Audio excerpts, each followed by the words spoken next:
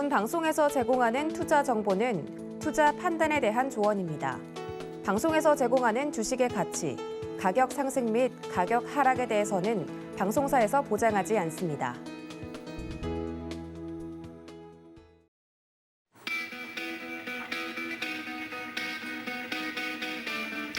안녕하세요. 고수익 작전 타임 진행의 이수연입니다. 어제 우리 시장은 강보합권에서 거래를 마쳤습니다.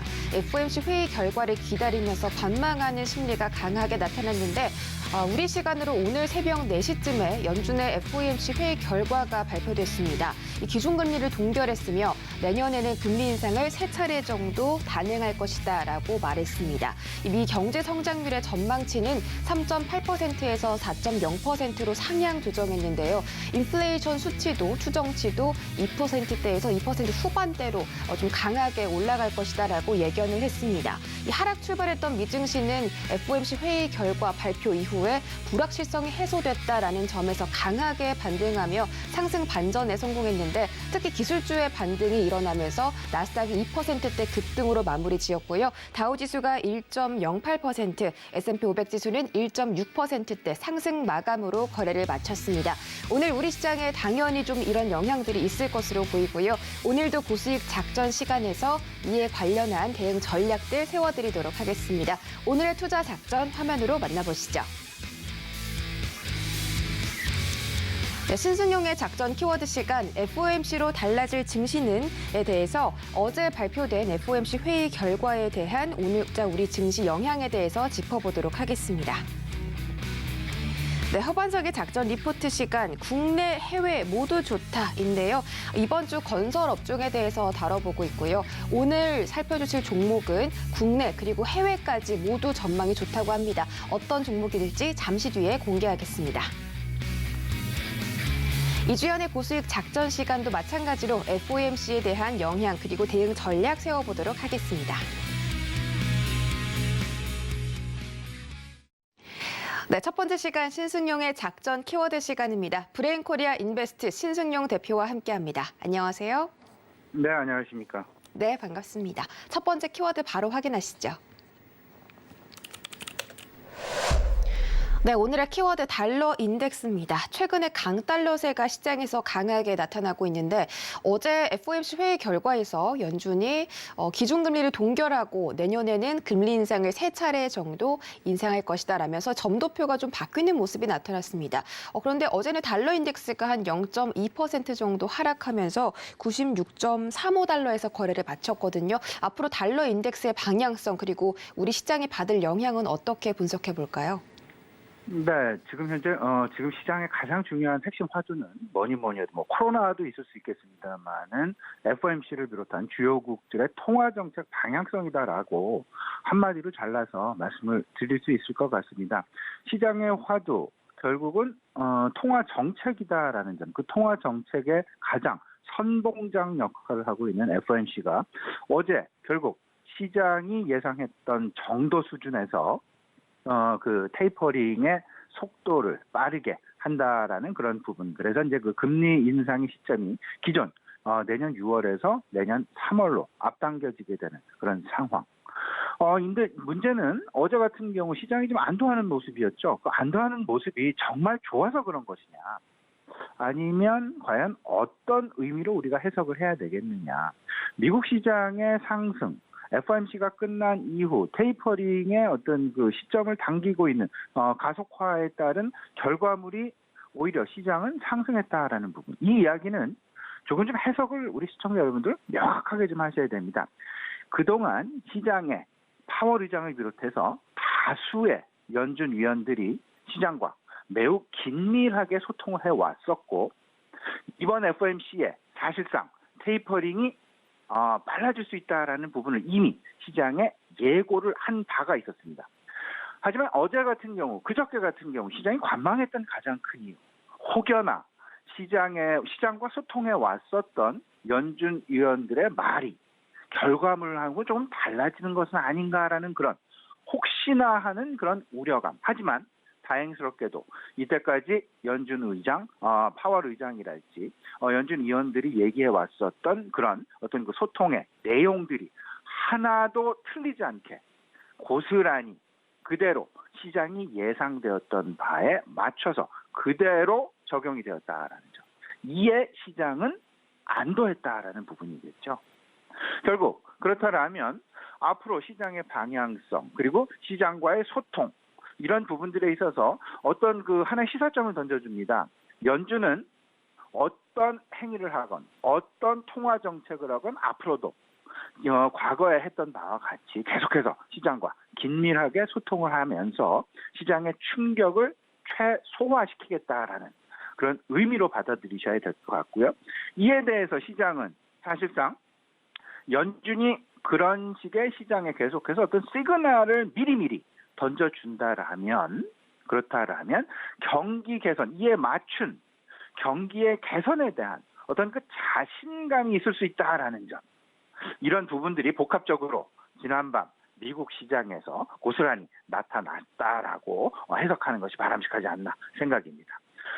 일단 정리를 해보면요. 달러 인덱스 내려갔다라고 이제는 그 말씀해 주셨습니다. 그 이유는 안도감에서 나왔다라고 보셔야 될 것 같고 테이퍼링이 계속되면 될수록 결국 시장 그 매파적인 스탠스, 통화의 어떤 그런 움직임, 긴축적 통화 정책으로의 회귀 이런 부분들이 작용을 하면서 결국 조금 좀 시장 일단은 점점 우리는 유동성에 대해서 고민을 계속해서 해야 될 것이다라는 점. 최근 달러 인덱스 추이 그래프를 잠깐 보시게 되면요.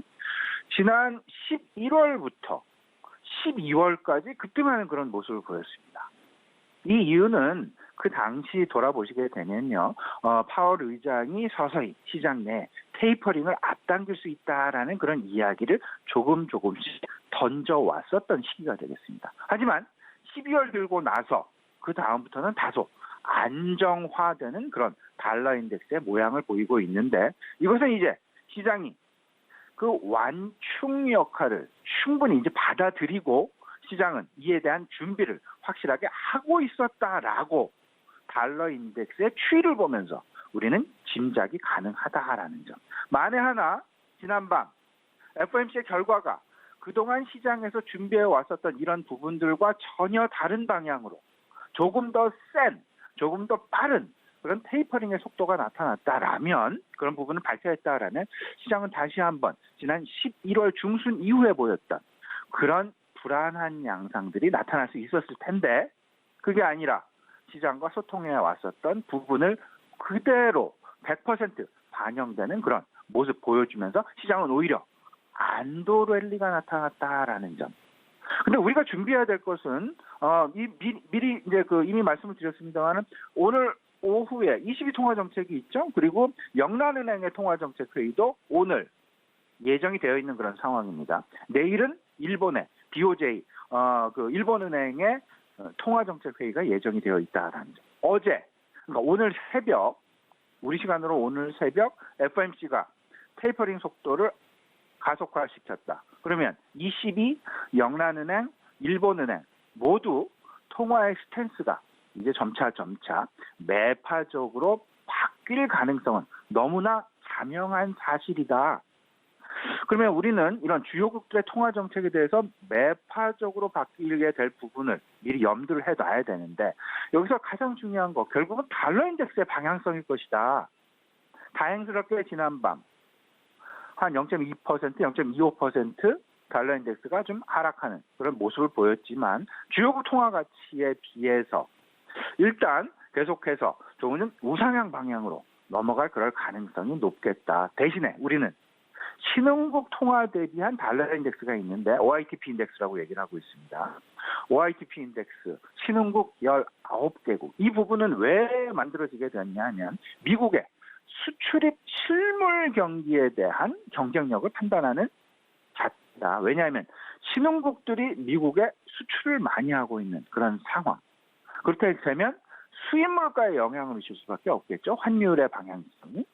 이런 부분들이 결국은 궁극적으로 미국이 인플레이션에 영향을 주게 될 수밖에 없게 될 것이고 이런 부분들은 전체적인 시장 내 금융시장의 움직임과는 별도로 실물 시장의 움직임의 새로운 방향성이 제시가 될 것이다.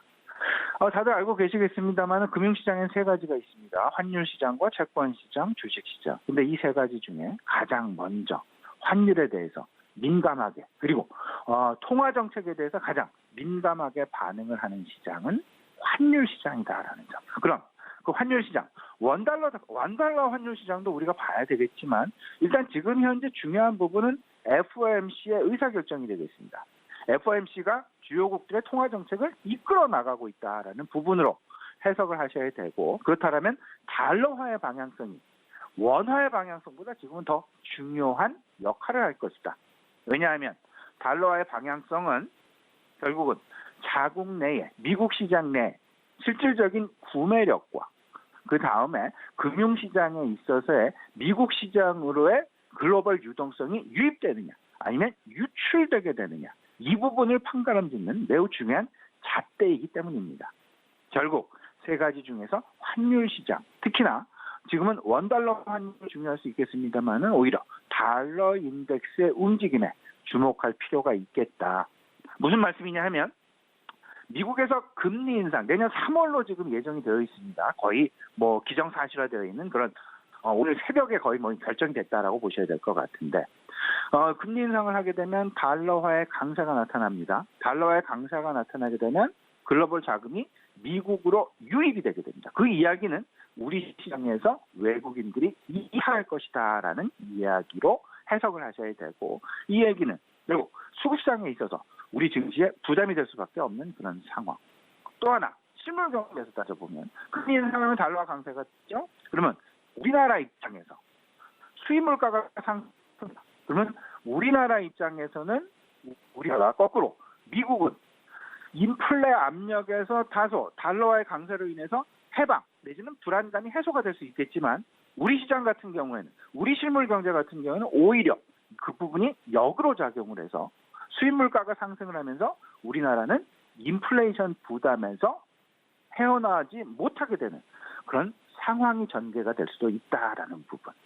그렇기 때문에 한국은행의 금융통화위원회가 미리 선제적으로 금리 인상을 단행했죠. 외국인의 글로벌 자금의 유출과 수입 물가가 혹여나 비상 상황에 벌어질 가능성에 대비해서 선제적으로 이미 8월과 11월 각각 한 차례씩 두 차례를 이미 올려서 기존 0.5%에서 지금 현재는 기준금리가 1.0%로 2배로 올라 있는 그런 상황이 되겠습니다.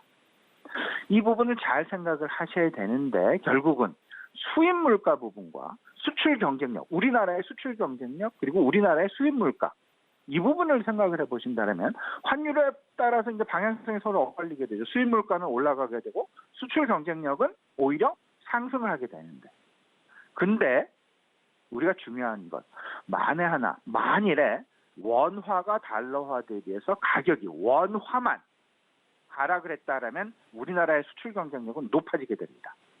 다른 신흥국 대비해서 다른 수출을 많이 하는 미국의 수출을 많이 하는 나라들에 대비해서 하지만 지금의 상황은 FOMC가 선봉에 서서 금리 인상, 테이퍼링의 가속화, 유동성의 조절을 하고 있기 때문에 우리의 원화 환율은 달러화에 의해서 움직일 수밖에 없는 그런 환경이 조성되었다라는 점. 그 이야기는 다시 말씀을 드리면 오히려 수출 경쟁력이 증가하는 쪽에 포커스를 하는 게 아니라 우리나라 수입 물가가 상승하는 쪽에 오히려 포커스를 해야 될 것이고 한편으로 미국의 입장에서는 그 나라의 수입 물가가 하락을 하게 되면서 그들의 구매력이 상대적으로 상승을 할 수밖에 없다. 왜냐하면 달러 가치가 올라간다라는 점. 그 이야기는 미국의 구매력, 소비력이 상승한다. 그 이야기는 결국은 우리는 미국으로 수출하는 내구 소비재에 관심을 가져야 된다라는 부분으로 바로 이어지게 되어서 해석이 가능하게 될 것이고 그렇다면 우리가 지금 관심을 가져야 될 우리 시장 내에서의 섹터는 결국 내구 소비자, 미국 수출을 하고 있는 내구 소비재. 그 대표가 결국 자동차 업종이 될 것 같고요. IT와 가전이 될 것 같다. 특히나 지난밤 미국 시장에서도 보셨다시피 자동차 업종의 상승세가 상당 부분 진행이 되고 있습니다. 그 이야기는 다시 해석을 해드리면 미국 내 달러화 가치 상승을 예견하고 이에 따른 미국 소비자들의 상대적인 구매력이 증가하기 때문에 그 구매력은 결국은 내구 소비재의 소비 증가로 이어지게 된다람을 그렇게 됨을 이미 시장은 해석하면서 자동차 업종에 대한 관심이 늘어나고 있다라는 부분으로 해석을 하시면 되지 않을까 이런 생각입니다. 우리나라 수입 물가가 상승을 하게 되면서 계속 좀 이게 미국에는 상당히 긍정적인 어떤 시장의 반응이 나타날 수 있지만 우리나라 입장에서는 오늘 우리 시장 결코 쉬운 시장이 아닐 수도 있습니다. 왜냐하면 글로벌 자금이 미국으로 가고 그리고 우리나라에서는 오히려 글로벌 자금이 나갈 가능성도 있을 수 있다. 일시적으로 이번 주, 오늘 내일 이번 주 같은 경우에 미국의 경기 개선 자신감이 글로벌 시장에 영향을 미치게 되면서 우리 시장의 상승도 나타날 수 있겠지만 궁극적으로는 과거 양적 완화를 진행했을 때는 글로벌 시장이 다 같이 긍정적인 방향을 보였지만 양적 완화가 아닌 테이퍼링과 유동성의 축소, 통화 긴축 정책을 미국에서 실시했을 때를 돌아보게 되면 오히려 미국 시장보다 신흥국 시장 그리고 그 외 우리나라 같은 시장의 어떤 그 시장의 변동성이 더 크게 확대될 수밖에 없었다라는 부분. 오히려 한미 간 디커플링의 심화 양상이 시장 내 나타날 수 있다라는 부분을 꼭 염두하시고 시장 전략 마련하셔야 되겠다라는 부분 말씀을 드리면서 정리해보면 이렇죠. 한은의 금리 인상이 가속도 붙을 가능성이 높아집니다. 혹여나 앞으로 당분간 시장의 추이를 한국은행에서는 계속 보고 있겠지만 상황에 따라서 금리 인상이 조금 더 가속화될 그럴 가능성 분명히 염두해야 될 것 같고요. 이 부분은 결국은 우리 시장 내에서는 스태그플레이션에 대한 수입 물가 상승에 따른 소비 둔화, 실물 경제 침체 이런 부분 물론 모두 다 바라는 바는 아니지만 혹여나 그럴 가능성도 있을 수 있다. 이에 따라서 통화 정책의 상당 부분 미국을 쫓아가는 통화 정책이 바로 우리 시장 내에서 나타날 가능성은 조금 제한적이지 않겠느냐. 우리는 조금 다른 그리고 조금 더 선제적인 통화 정책의 진행이 예상될 수 있다라는 부분 염두에 두시면서 시장 대응 전략 마련해 나가셔야 될 것 같습니다. 네, 미증시 오늘 FOMC 회의 결과에 따라 강하게 상승하는 모습이 나타났는데 달러는 조금 떨어졌습니다. 그래도 여전히 달러와의 가치가 이 금리 인상으로 인해서 올라간다면 미국의 구매력이 높아지고 자동차나 IT 같은 그런 내구 소비재를 집중을 해야 한다라고 말씀해 주셨습니다. 반대로 미국의 달러화가 올라가면 우리나라 시장은 수입 물가가 좀 올라가게 될 텐데 신흥국들은 이런 리스크들을 감내해야 한다라는 전략과 함께 어떻게 좀 포트를 구성해야 하는지 전략을 세워주신 것 같고요. 오늘자 시장 대응 작전도 세워보도록 하겠습니다. 오늘은 FOMC 회의 결과에 따라서 좀 영향을 받을 것 같은데 이제까지는 이 불확실성 때문에 시장이 계속 관망하고 눈치 보기 장세가 이어졌다면 어제 미증시처럼 불확실성이 해소되고 나서 우리 증시도 이제 본격적으로 대형 IT라든지 상승할 수 있을까요?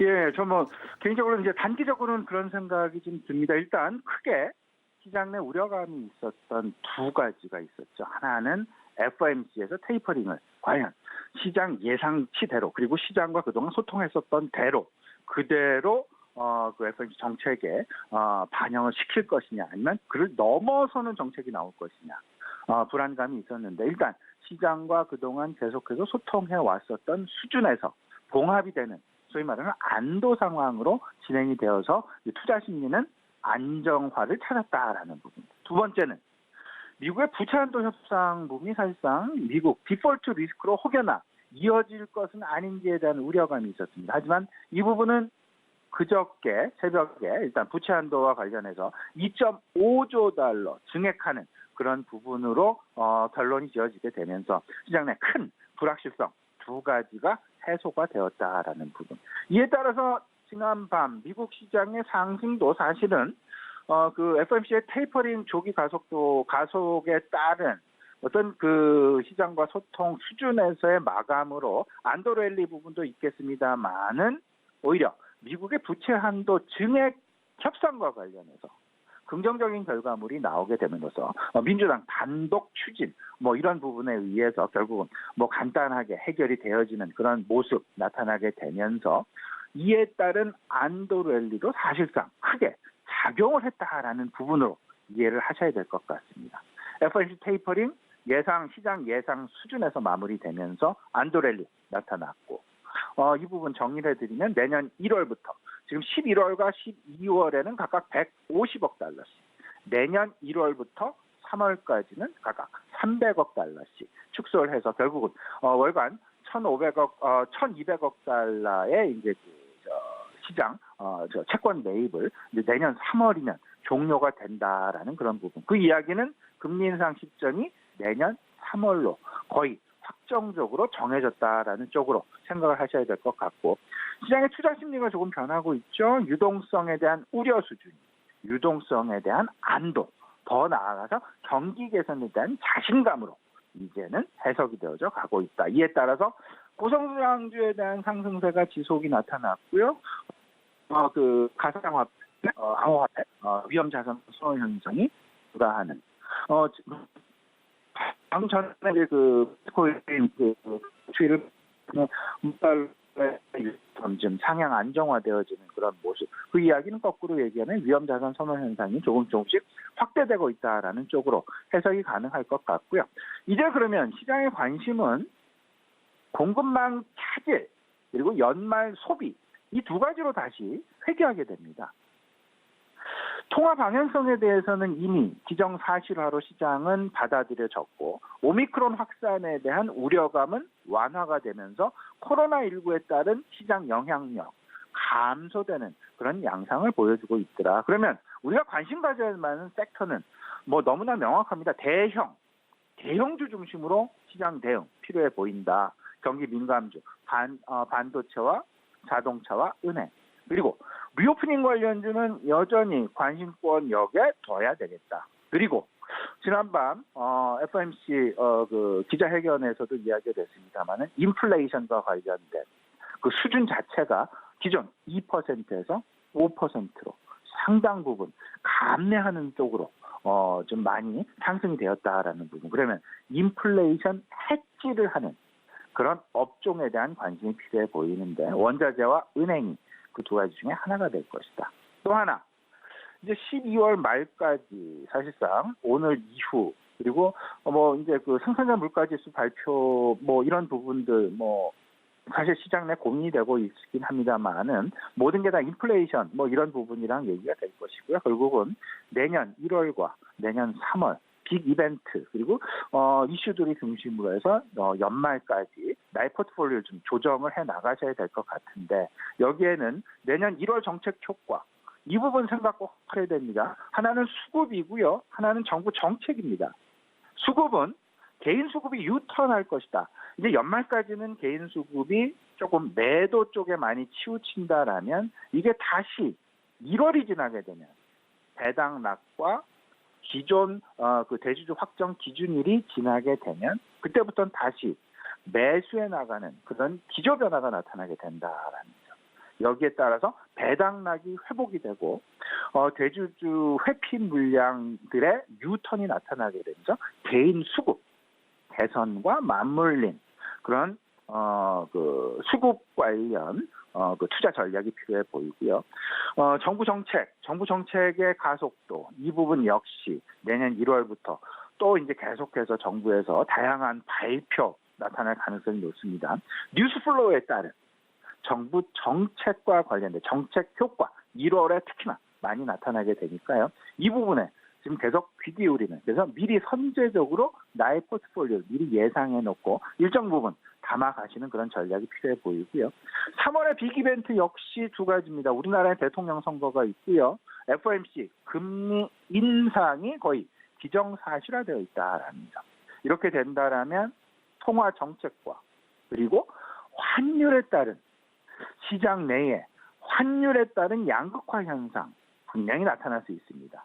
이에 대해서 미리 대비해 놓은 그런 투자 전략 올 연말까지는 필요해 보인다라는 점 다시 한번 정리해 드립니다. 네, 계속해서 대형 경기 민감주, 인플레 해지 관련주, 리오프닝 관련주 집중해보자라고 말씀해 주셨고, 이제 1월에 정책 변화나 3월에 FOMC, 그리고 이 대통령 선거 등등 대형 이슈를 중심으로 좀 선제적인 대응을 해보자라고 전략을 세워주셨습니다. 지금까지 브레인코리아 인베스트 신승용 대표와 함께했습니다. 고맙습니다.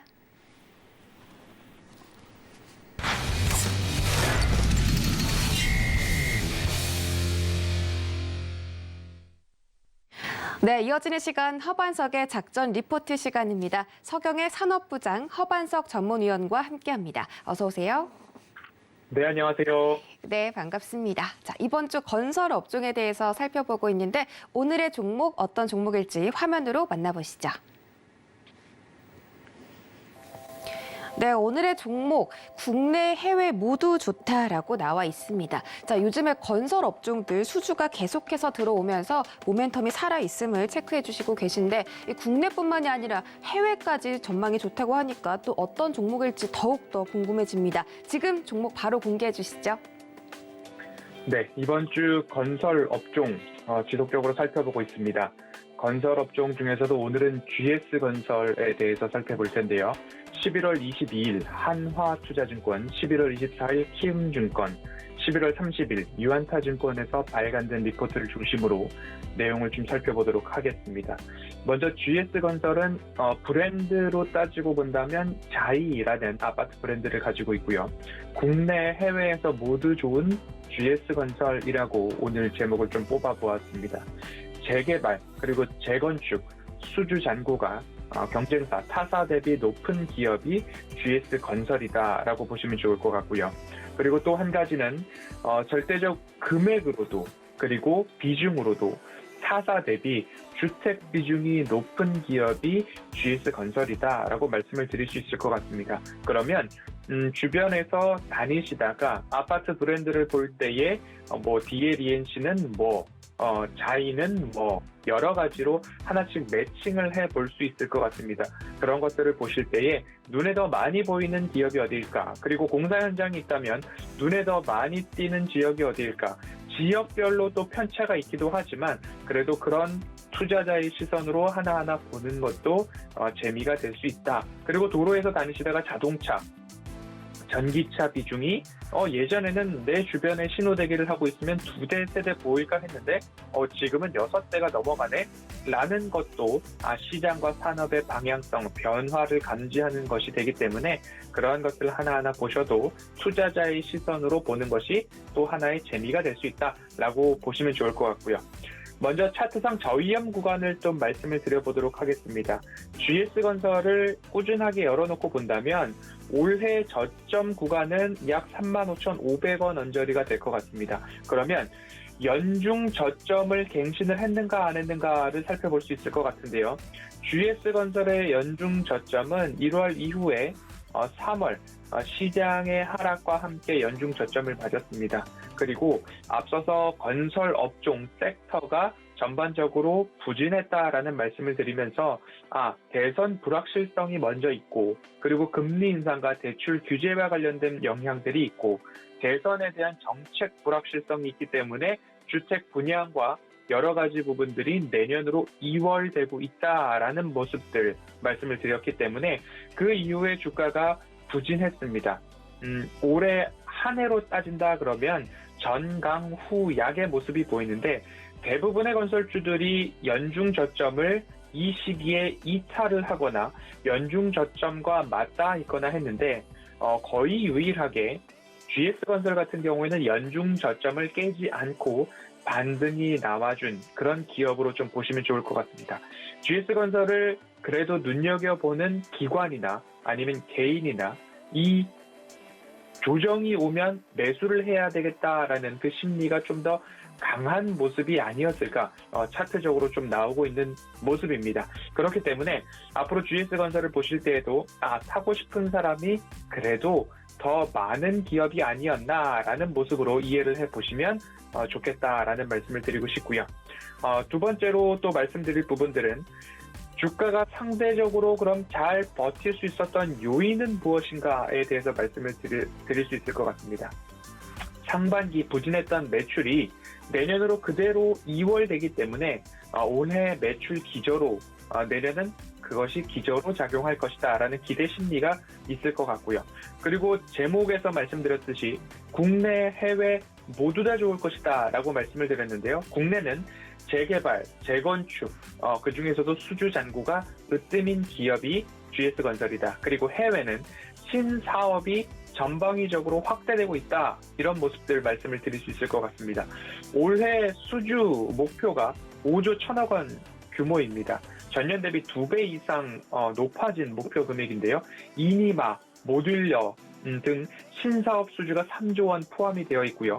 호주 인프라 쪽으로 2조 8천억 원 이미 수주를 하며 대규모 성과를 달성해 나아가고 있는 모습입니다. 그래서 올해 해외 수주 목표 금액이 5조 1천억이다. 이것을 달성하느냐 못하느냐 이 부분에 따라서도 주가 상승의 속도가 조금 더 빨라지느냐 아니면 지금의 속도를 유지하느냐 이 부분 참고를 해보시면 좋을 것 같고요. 호주에서도 후속 프로젝트 우선 협상 대상자 선정을 받느냐 못 받느냐 대기 중에 있고요. 싱가포르, 지하철, 필리핀, 철도 여기에도 상업 입찰 후 결과를 대기하고 있는 그런 모습입니다. 브랜드 파워 자의 말씀을 드렸고요.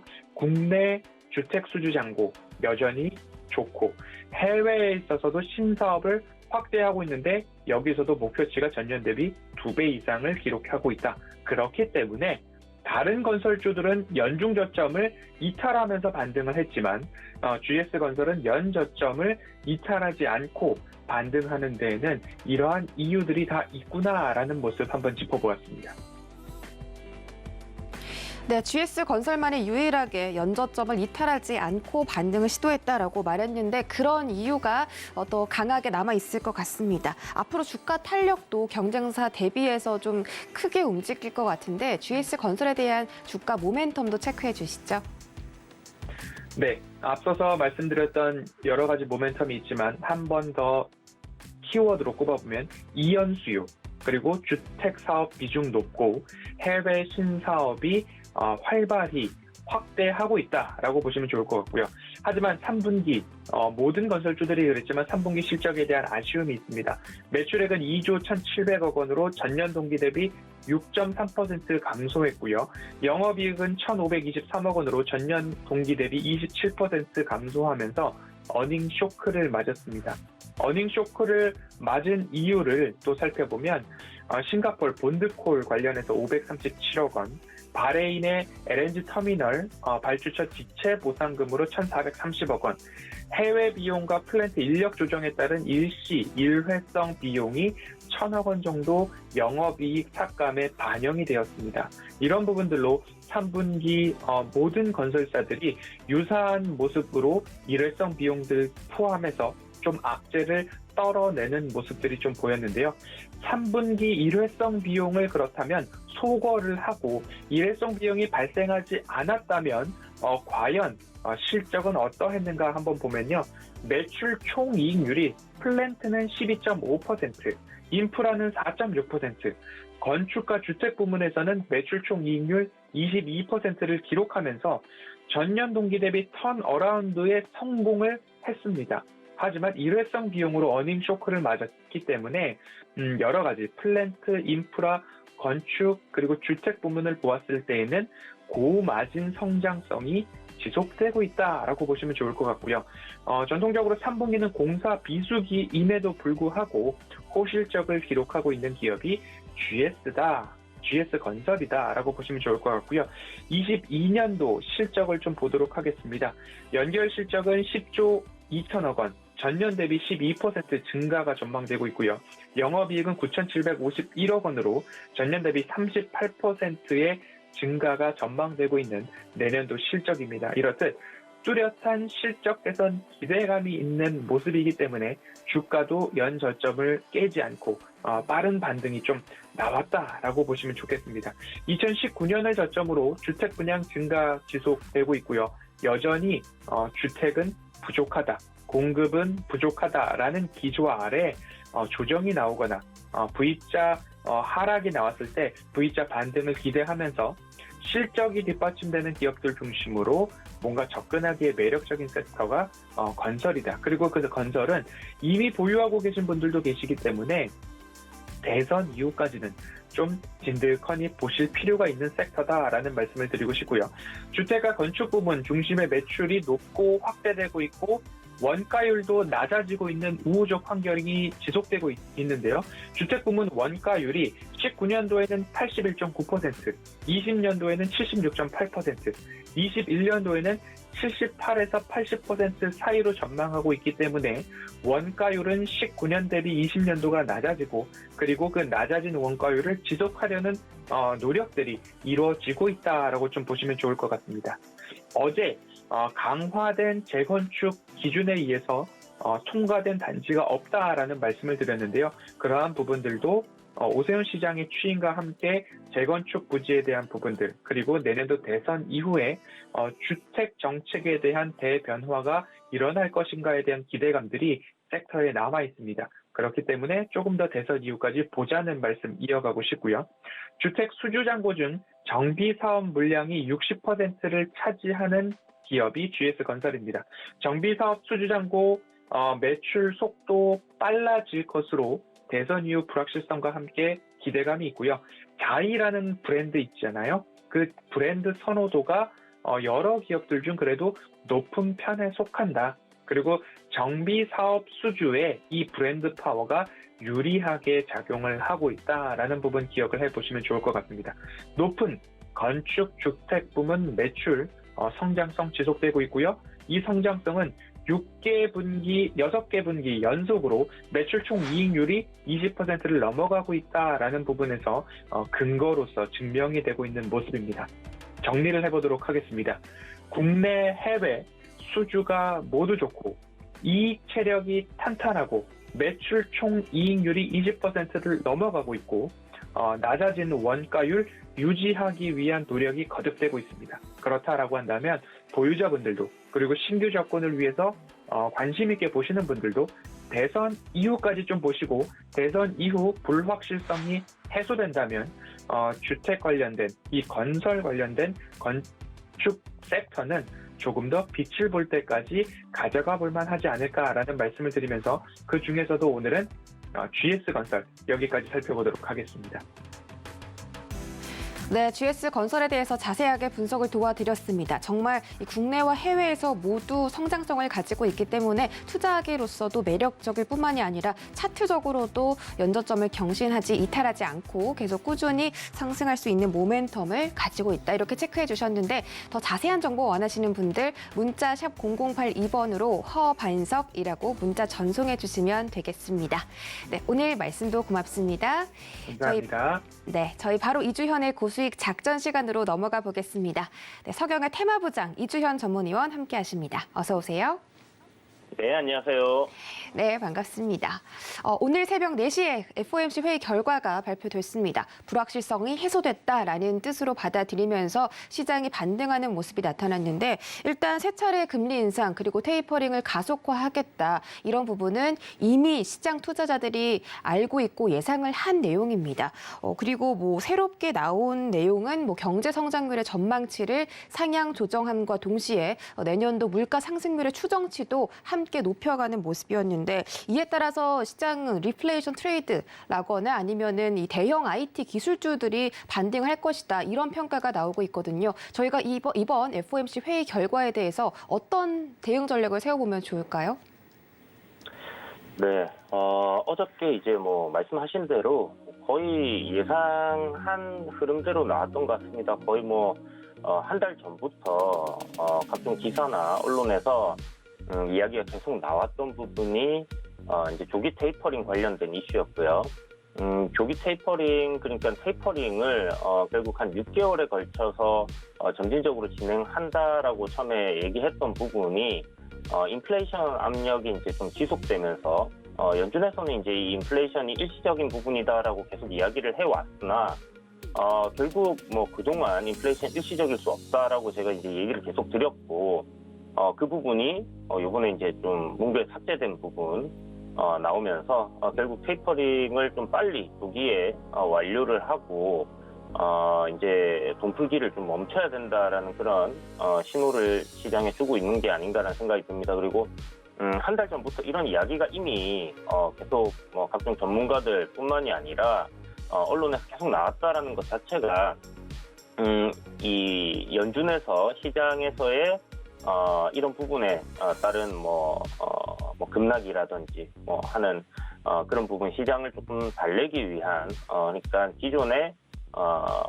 우리가 예상치 못했던 일을 겪을 때는 시장이 이제 좀 발작을 할 수 있기 때문에 그런 부분들을 해소하기 위해서 언지를 좀 준 게 아닌가라는 생각이 듭니다.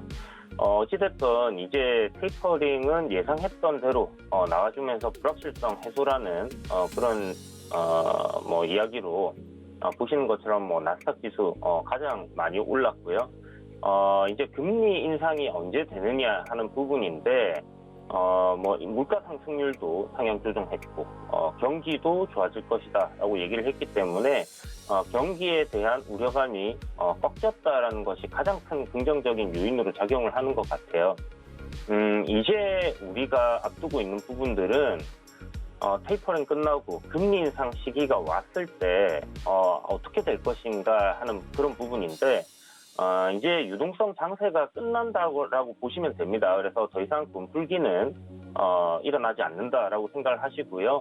이 돈풀기가 끝났다라는 것은 무엇을 말하냐면 유동성 장세 이후에 도래하는 실적 장세가 올 거다라는 거죠. 지금 금리 인상이 될 거다라는 것은 대부분의 사람들이 다 알고 있었던 그런 사실이 아닐까라는 생각이 들고요. 그런 관점에서 보면 금리 인상 수혜주들, 은행이라든지 보험이라든지 증권이라든지 이쪽 관련주들이 그동안 좀 상승세를 작년 여름 바닥이었다라고 하면 그동안 쭉 이어왔습니다. 이제는 그 부분이 이제 좀 선반영 됐던 부분들이 바뀌는 시점. 그러니까 실적들이 좋은데 종목들이 굉장히 낙폭이 과대되어 있었다. 아니면 기존 밸류에이션 대비해서 굉장히 저평가되어서 메리트가 높아졌다 하는 그런 기업들 위주로 수급이 쏠릴 가능성이 높고요. 5월달이나 6월달 그러니까 내년에 금리 인상을 시작한다라는 얘기가 있기 때문에 그렇다라면 주식은 6개월 정도 선반영 된다라고 생각했을 때는요. 그런 실적 관련주들이 움직임이 조금씩 나오기 시작하지 않겠나라고 좀 기대를 해볼 수 있을 것 같습니다. 그래서 국내 IT 기업들, SK하이닉스라든지 삼성전자라든지 전기전자 섹터들이 시장에 반등 나올 때 주목을 해봐야 된다라고 이야기 드렸던 부분이 결국 실적 대비해서 매우 저평가되어 있었던 그런 종목들이었다라고 볼 수 있겠고요. 이런 관점으로 우리가 접근한다면 저점 매수로 노려볼 수 있는 그런 부분들이 분명히 될 텐데 다만 우리가 이제 2015년도에 처음으로 그 금리 인상을 단행을 했었어요. 그때 당시에 시장이 이제 어떤 식으로 좀 흘렀나를 한번 생각을 해보면 2015년도에 금리 인상한다고 해서 시장이 한 차례 좀 꺾였던 부분이 있고요. 15년도 초부터 이제 테이퍼링과 금리 인상 우려감 때문에 시장이 조정을 좀 받았었습니다. 그리고 실질적으로 12월 그러니까 15년도 12월쯤에 이 첫 금리 인상을 금융위기 이후에 첫 금리 인상을 이제 시작을 했는데 그리고 나서 미증시가 대략 한 17% 정도 조정이 나왔고요.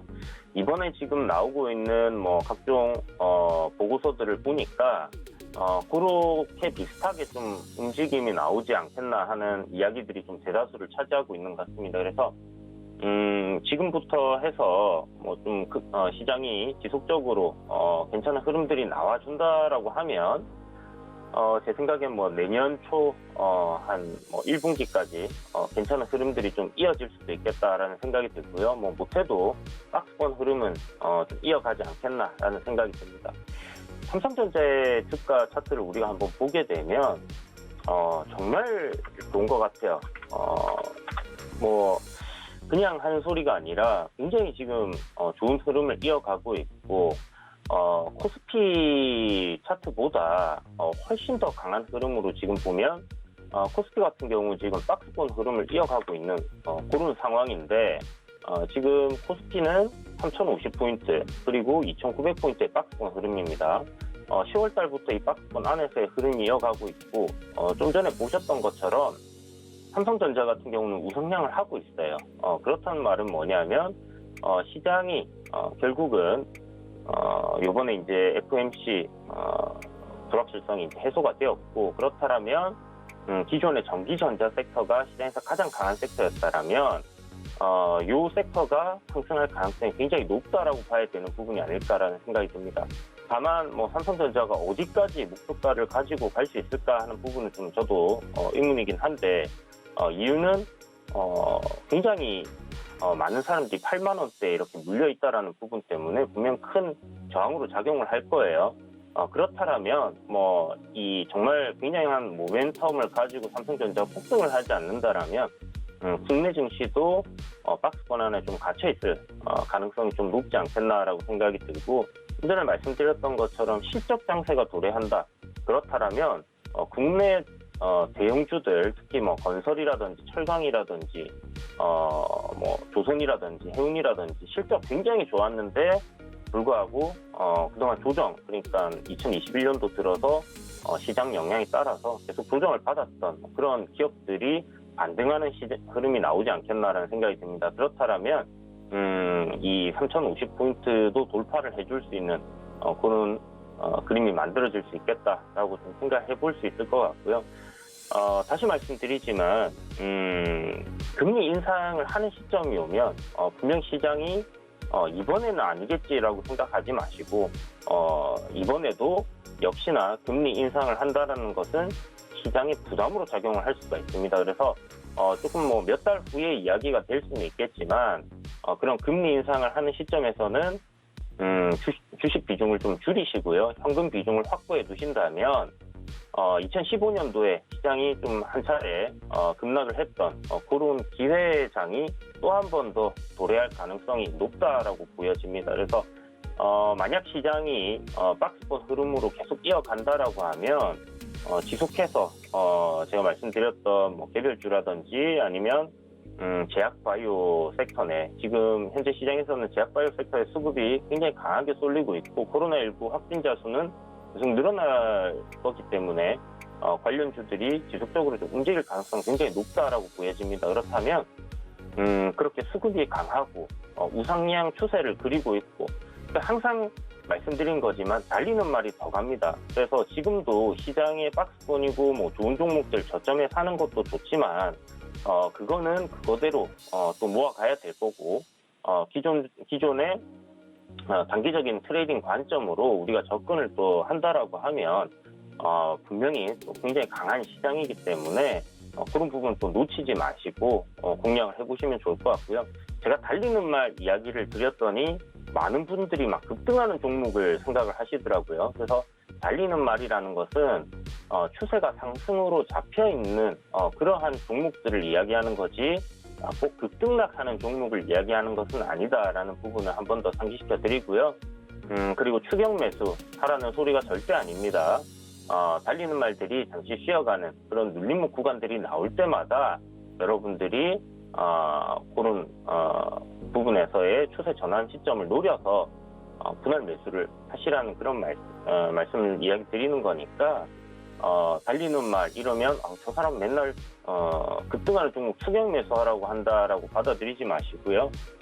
이렇게 우상향하는 종목들 보시면 좋겠다라는 부분 다시 한번 설명드리겠고 지금 코로나19 관련주들, 포장 관련주들, 물류 관련주들 괜찮은 흐름이 보이고 있고 조만간 이 코로나19 관련 내에서도 순환매 돌면서 시세가 한번 나올 거니까 시장 흐름과 함께 단기적으로 트레이딩 할 수 있는 뭐 그런 종목들까지 여러분들께 얘기 드렸으니까 한번 잘 참고하셔가지고 좋은 결과 만들어 보시길 바라겠습니다. 네, 정말 너무 많은 이야기를 해주셔서 사실 이 전략을 다양하게 좀 짜볼 수가 있을 것 같은데 일단 실적 대비 낙폭 과대주를 살펴보자라고 말씀 주셨고요. 특히 많은 분들이 기대하시는 삼성전자 지금은 고점 부근에 개인 투자자 물량이 너무 많기 때문에 8만 원 선에서 강한 저항이 예상된다라고 짚어주셨습니다. 지금 또 단기적으로 트레이딩 놓치지 말 것은 수급이 살아있는 상승 추세가 강한 제약바이오 그리고 코로나19 관련해서 사이클이 돌고 있는 포장 물류 관련주들 눈여겨보자. 그리고 추격 매수가 아니라 상승 추세에 올라타 있는 눌림목 구간을 이용하자. 이렇게 전략 정리해 보도록 하겠습니다. 오늘 분석도 고맙습니다. 네, 감사합니다. 네, 고수익 작전 시간에서 전해드린 전략이 좀 많은 도움 되셨길 바라겠습니다. 참고로 본 방송에서 제공해 드렸던 정보는 투자 판단에 대한 조언일 뿐 해당 주식의 가치나 수익률을 보장하진 않습니다. 또 서울경제TV와 서울경제신문은 당사의 브랜드입니다. 서울경제증권TV와는 무관하며 타사 유사 명칭도 주의하시기 바랄게요. 저희는 잠시 뒤 순간포착 매매 시그널로 돌아오겠습니다. 고맙습니다.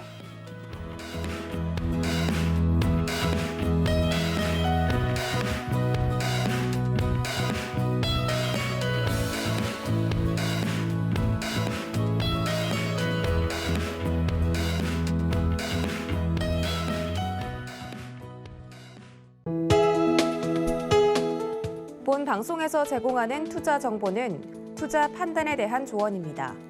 방송에서 제공하는 주식의 가치, 가격 상승 및 가격 하락에 대해서는 방송사에서 보장하지 않습니다.